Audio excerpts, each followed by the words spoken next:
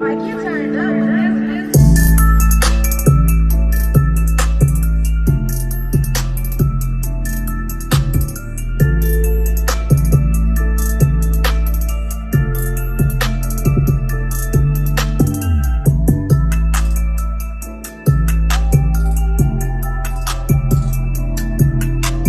What up, y'all? What's going on, people? My eye. Sorry about that. Okay. I already wear glasses, but it's all good. We're back with you guys with another video, and today we're going to be talking about. We're gonna be talking about how to talk about your past with your significant other. And we're gonna segue into another question that was asked. We'll talk about that later, though. Thought we were gonna say it up first, didn't you? Nope, gotta wait. So we think it's particularly important that you talk about your past. Your past in general, how you were brought up, your family dynamics, any experiences that you've had that have come into helping you to become who you are today. Yes, I think you wanna talk about those things pretty early on. So when you're first talking to someone, first of all, let's establish when you're first talking to someone, it's a friendship. You know, you want to get to know that person, and I would say become friends with that person before you saying we're dating or we're going out. Become friends with that person. Get other people around you. Y'all go out together, and with other people, and discover each other.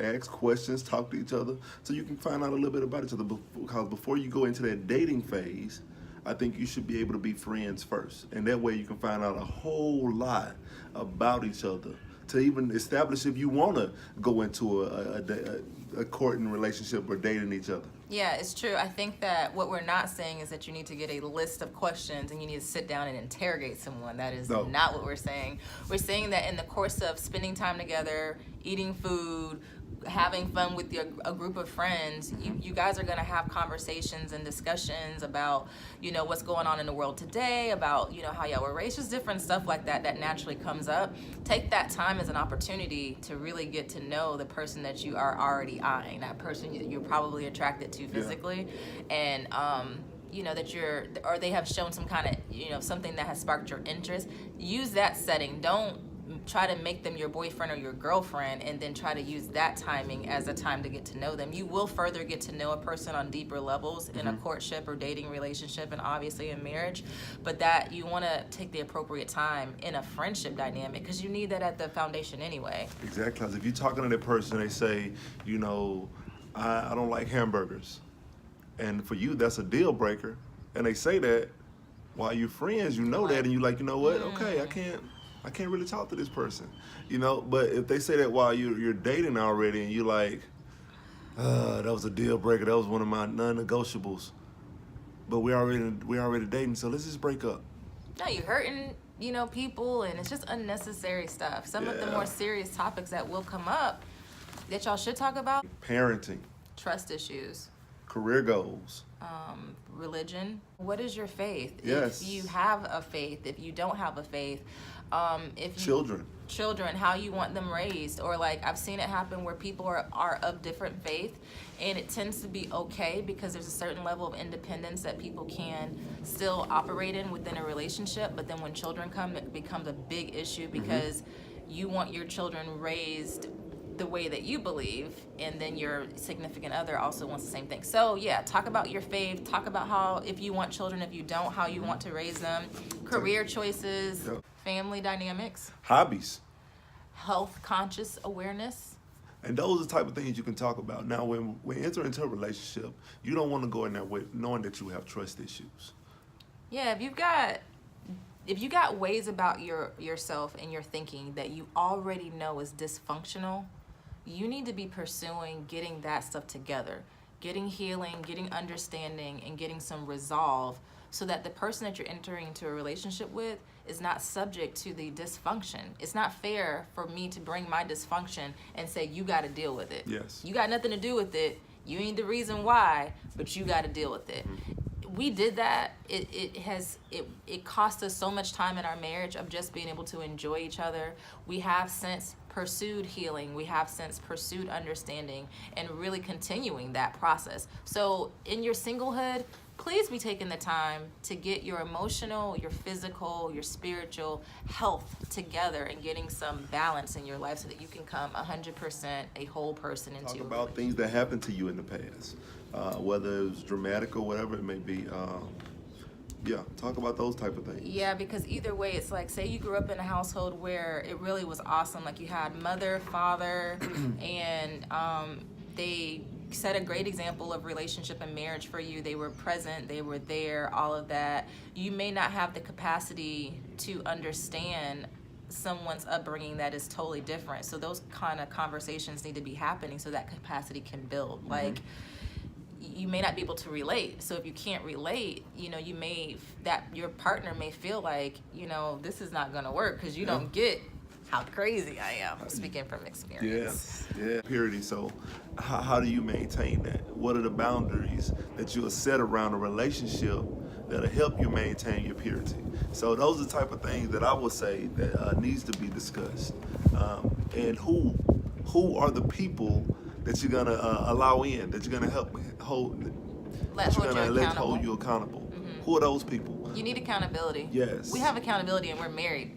And so you need to maintain that. That's not about like you're a risk or there's a problem, so you need to get accountability. It's to protect. So if you say, I care about someone else, then you're gonna put boundaries and accountability around your relationship to protect that person that you say you care about. An example of that is really not so much about what you can't do, but, you know, really looking and exploring what it is you guys do want to do to maintain your purity. The fact of the matter is, at our very basic humanity level, I'm a man. I mean, he's a man. I hope you're not a man. I hope she's not a man. Let me just say it right now. Man. Say it right now. I'm a woman. We're gonna, being a man and me being a woman, if we put ourselves in the wrong situations or in certain environments, we're increasing the risk that we will take to maintain purity, if that makes sense. It's like, in a group setting, I'm good, I'm Gucci. There's not any way that I'm gonna cross the line. But if I'm chilling with him by myself, I'm tired, it's late at night, my inhibitions become less. It's harder for me to keep everything in check, you know. It's like the moon is out and things start to wake up. Oh yeah, you know, when you see that moon, boy, you know, oh. So you want to have accountability and boundaries in place to protect your relationship or to protect that person. Definitely. Because what if it doesn't end in marriage? Then what? Then you have to be able to continue to be friends, especially if you go to the same places or have the same friends. You have to be able to you have to be able to continue to have a relationship with each other. You know, outside if it doesn't end in marriage. And that's going to be hard to do if you disrespected each other's boundaries. Yes. Okay? So that's all important. It's necessary. That's something that D and I did. I definitely told him all my demons before we got married to give him the opportunity to decide if he wanted to be a part of a relationship with a person who really had a lot of issues. I had a lot of emotional issues. So I'll choke you out. I will choke you out. I was not the only one, FYI. He had his own insecurities too. But yes, definitely. With that being said, there were no surprises, at least in that respect. And so us growing in our relationship and some of the subsequent things we experienced were connected to our past. Definitely. And mind you, we dated from January to February. We got married in February. So it was like that, you know. So we had to really get some understanding about who we were. And now we didn't know the whole process of let's be friends first. We went straight into, we were friends first. We was hanging out, and then it was like just straight into dating. Oh yeah. You know, it's like, so we were friends for 2 weeks. About 2, yeah. And then we were engaged for 2 weeks. Then we were married 2 weeks after that. So when we was friends, we stopped being friends a couple times while we was friends. I had emotional in issues. that 2 week period. So okay. So yeah. But yeah, talk about those things, man. Get those things out in the open. You know, you want to get those things out in the open so that person know who you are, you know who that person is, and then let's make it official. Let's start dating or courting or whatever you want to call it. That should be a sobering decision. It shouldn't be flippant. It shouldn't be, oh, I like him, he's cute, let's date, or is she fine, I want to date her. No, take the time and put the right steps in place and decide if that's really someone you want to pursue or not. Exactly. All right, so that brings us to answering this question that was asked of us the last video. Yes, the question was, do we feel as though it was easier to come back from infidelity because both parties did it? Or would it be harder if just one person did it? What say you? And I would say, I'm gonna answer, I would say it's not hard to come back from that. Anything is possible. The same way we both came back from it after doing the different things, one person can come back from it. You just have to take responsibility, and you have to be willing to do it. Both parties have to be willing to come back from it. If both parties are not willing to come back from it, then it won't happen. Both parties have to be willing to come back from it. And that's gonna take time, it's gonna take energy from both people. Yeah. One person can do it for a little while. One person can want it and hope for it and pray for it and sustain it for a little while.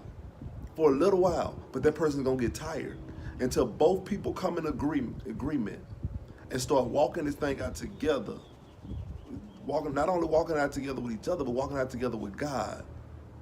Then it won't be successful until they do that. Until both parties come in agreement with it. If both parties can come in agreement, and the person that did whatever they did can say, you know what, man, I was wrong, and this is why I did this.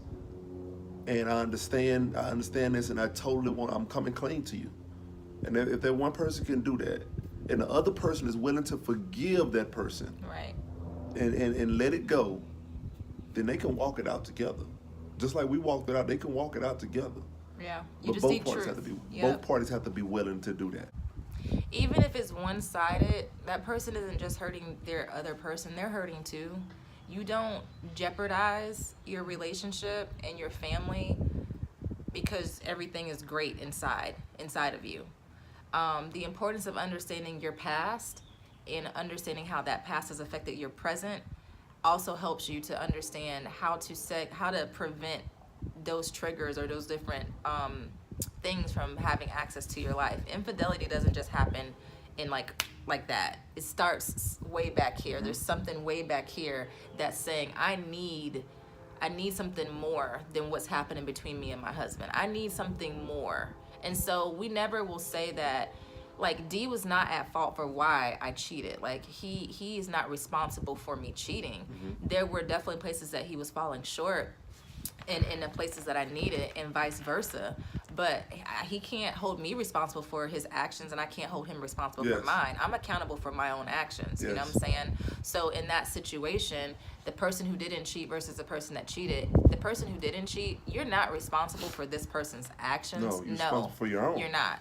However, I don't believe that it is impossible to recover even if you weren't the person who cheated. It depends on if this person who did is willing to go through the processes that's necessary to prove that they can honor you, they can respect you, and they can have fidelity in y'all's relationship moving forward.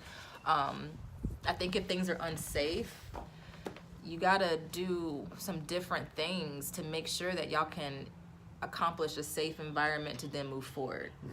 Unsafe means if a person is belligerent in it and they could potentially be out accessing diseases and bringing them back to you, or bringing people into y'all's families dynamics, children, or anything that compromises safety. I think is an issue that you guys have to explore different strategies and options. But if a person is remorseful and they really want the support and the help to change and to deal with the real root issues of what caused them to really cheat, because my issues weren't just that my husband wasn't attentive enough. My issues stemmed before him. Those conversations that we had before about all the stuff that happened, it wasn't enough just to have the conversation. I needed to then pursue healing and pursue understanding of how those things affected me as a person to have prevented what happened in our truth, forgiveness, and the support to get through it. Yes. And the only way you can truly forgive and move forward, you have to have the Holy Spirit. Like, you have to. Yes. You have to. That's the only way any of this works. So anyhow, that's our 2 cents in this video. We hope that answered the question adequately. We hope we've encouraged not just married people, dating people, courting people, but single people. We hope that we're giving you some tools to arm yourself to go into a relationship and marriage really empowered, things that we just didn't have, tools we didn't have, information we didn't have. Learn from our experiences and our mistakes. We love you, peoples. So thank you guys for watching. We hope that this was a helpful video. Any more questions, please let us know and we'll try to answer them. Hey, like and subscribe, comment down below. We're going to leave you guys with Heart Wellness.